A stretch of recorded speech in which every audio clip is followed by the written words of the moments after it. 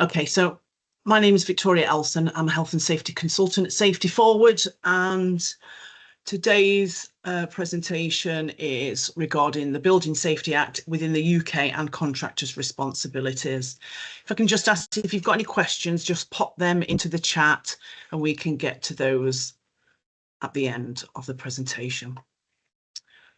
Okay, let's start. So the Building Safety Act UK is a significant piece of legislation that aims to enhance safety standards in building construction and management. So this presentation will explore its key provisions, the roles of the contractors and the responsibilities that come with this new legal framework. So why should we care about the Building Safety Act? They can incur, if we don't work in line with them, they can incur fines, sentences, and reputational damage. And failure to comply means you risk breaking the law, potentially resulting in imprisonment, financial penalties, and serious damage to your brand's reputation.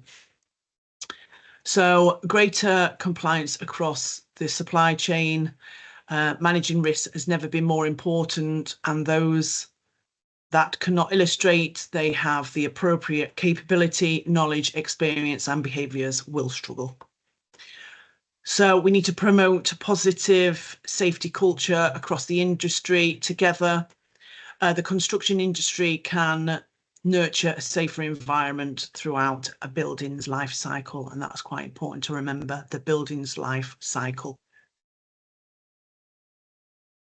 So in this presentation, we'll begin with an introduction to the Building Safety Act, covering its purposes, key provisions and stakeholders. We will then discuss the roles and responsibilities of contractors, safety management systems, training requirements, and fire safety measures.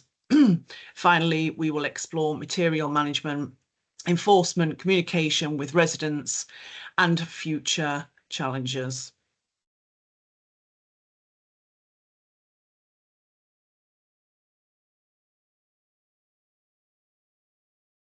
Just get to the next slide.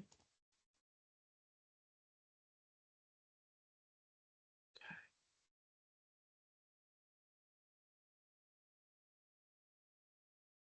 So the main purpose of the Building Safety Act is to improve the safety of buildings and ensure that safety measures are implemented effectively. So it covers residential buildings over a certain height and focus on the entire life cycle of the building.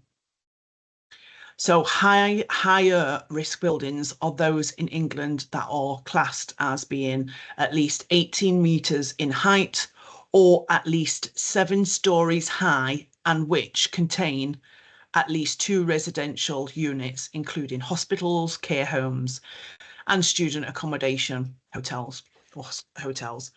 Prisons and military accommodation are not classed as high risk buildings.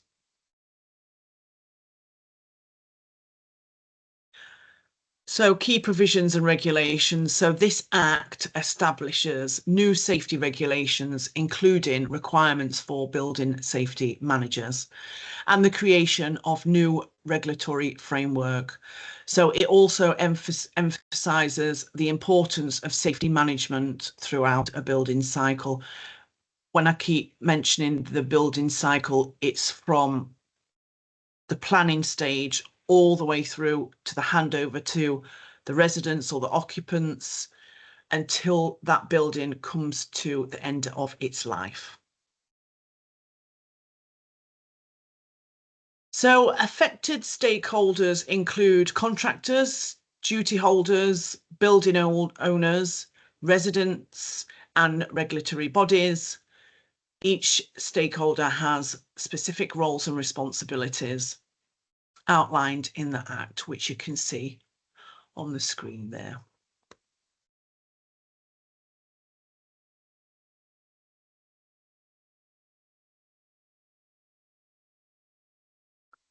So understanding the roles and responsibilities under the Building Safety Act is essential for compliance and effective safety management. So this includes recognising the duties of duty holders and contractors. So duty holders are responsible for ensuring compliance with building safety regulations. This includes appointing accountable persons who oversee safety measures and compliance throughout the building cycle. So that can be obviously the principal contractor, the owner, the designers, and also doing quality checks throughout the project in the building stage to make sure that it's compliant. So contractors, they play a vital role in implementing safety measures during construction and maintenance.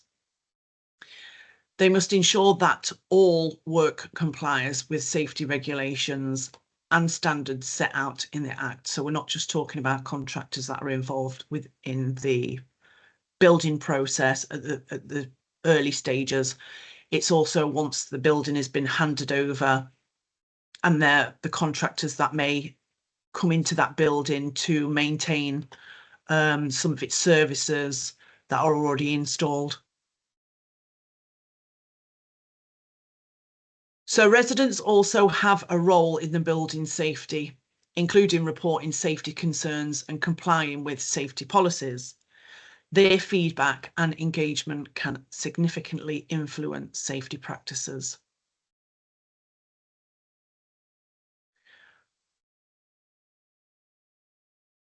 So contractors have specific responsibilities under the Building Safety Act that they must adhere to in order to promote safety and compliance throughout the building project.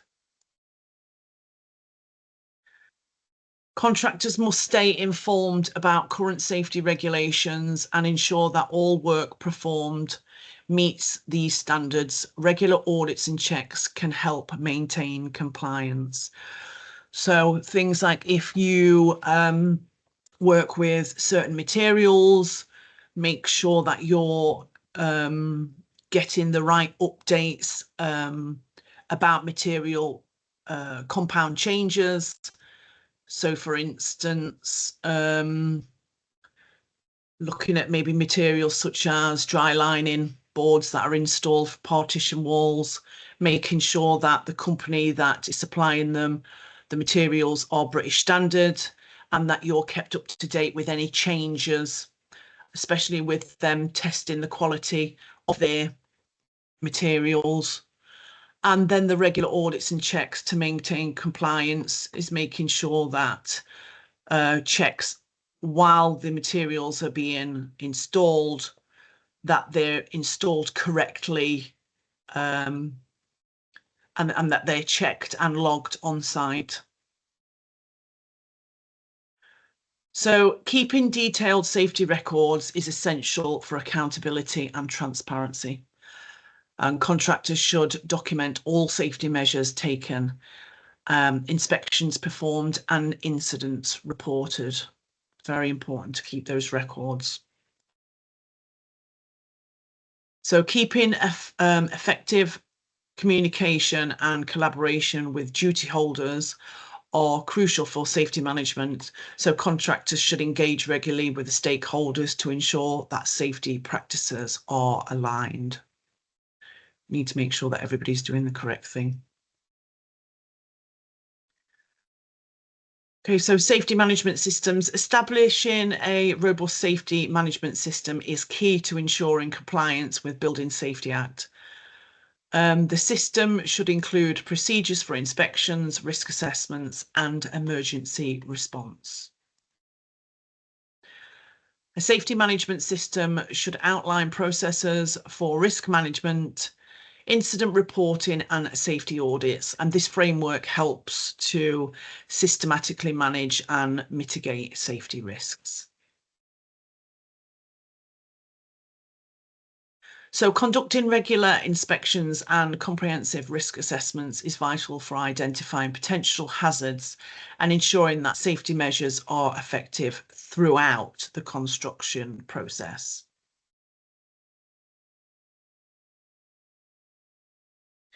Having clear protocols for incident reporting and response is crucial, so contractors should establish procedures for documenting incidents and investigations and the cause to prevent future, to log the causes to prevent future occurrences.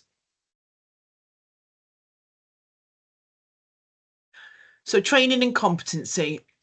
Ensuring that contractors are competent and adequately trained is essential for maintaining high safety standards in compliance with the Building Safety Act.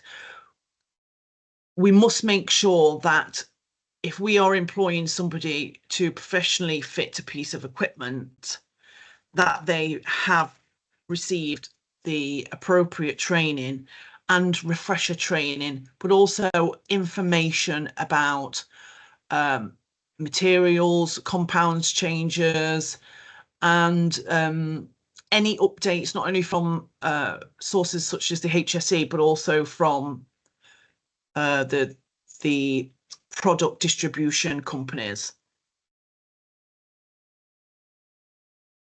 Contractors must demonstrate their competency through relevant qualifications, experience, and successful completion of safety training programs.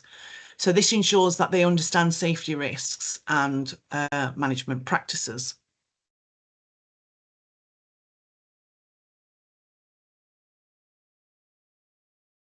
Just skip on there. Okay, so there are specific mandatory training requirements that contractors must fulfil to comply with the Building Safety Act. This includes training related to fire safety, risk assessments, and safety management.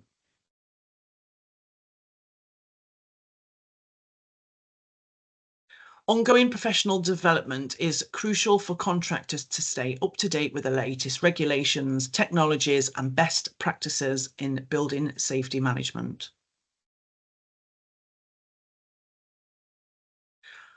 So fire safety is a key aspect of Building Safety Act. We all know that because of the Grenfell fire. So strict adherence to fire safety regulations to protect residents and property.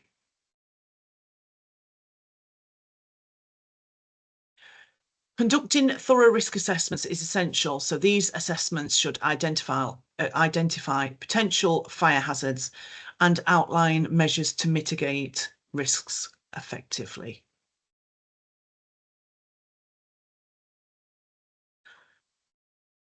So ensuring that fire safety equipment is properly installed and maintained is vital. This includes fire alarms, extinguishers, sprinkler systems, all of which must be regularly tested.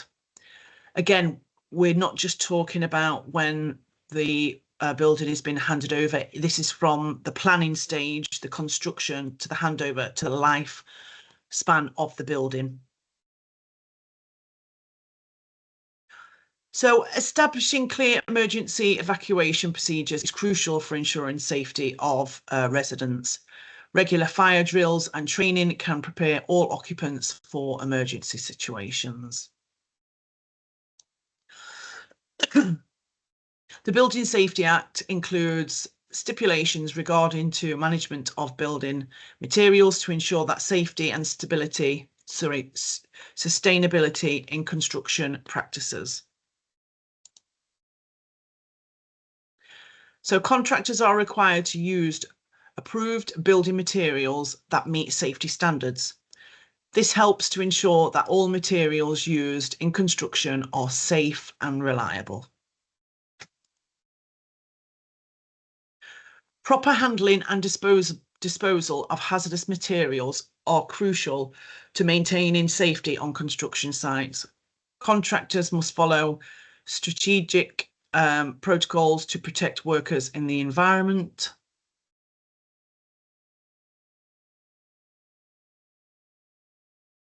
And sustainability is a key concern in construction. Contractors should consider environmental factors in material selection and strive to minimise waste and energy consumption.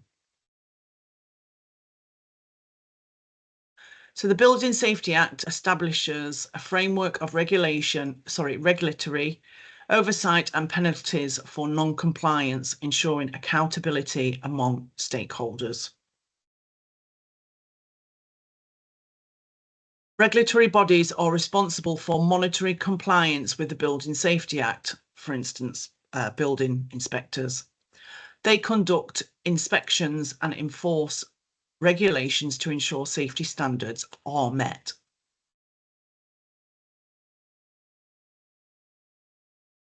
Penalties for non-compliance with the Building Safety Act can be severe, including fines and legal action, and it is essential for contractors to adhere to all the regulations to avoid these consequences. Examining some case studies of enforcement actions provides insight into the implications of non-compliance and the importance of adhering to safety regulations.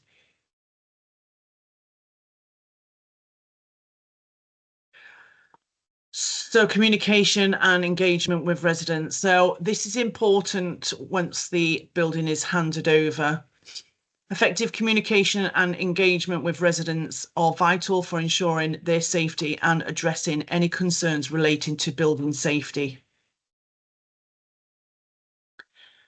Establishing effective communication channels enables residents to voice their concerns and receive timely updates on safety measures and protocols.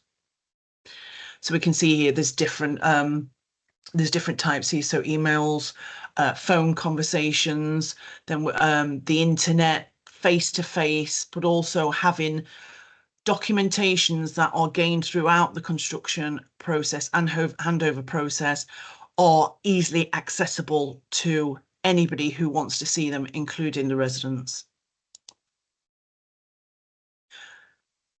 So involving residents in safety practices fosters a sense of community and empowers them to actively participate in maintaining safety standards within the building.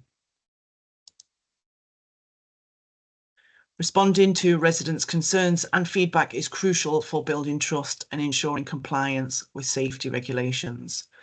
Effective mechanisms for addressing these inputs must be in place.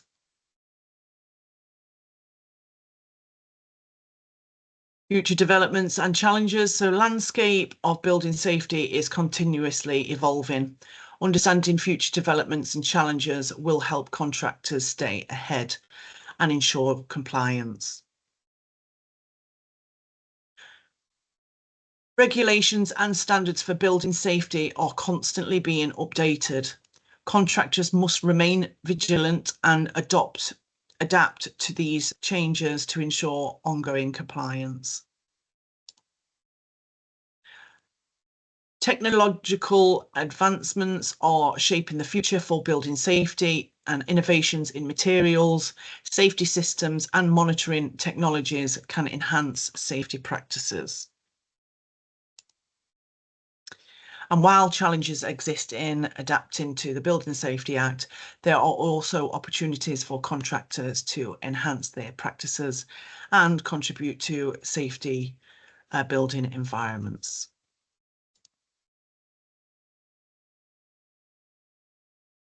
So conclusion, the Building Safety Act UK represents a pivotal change in safety standards for construction and management. Contractors must embrace their responsibilities and ensure compliance to protect residents and maintain accountability. Okay, thank you for everybody that joined with the Lunch and Learn for today. Thank you very much. And again, if you do remember something or you think, oh, I should have asked that question, you can get in contact with us.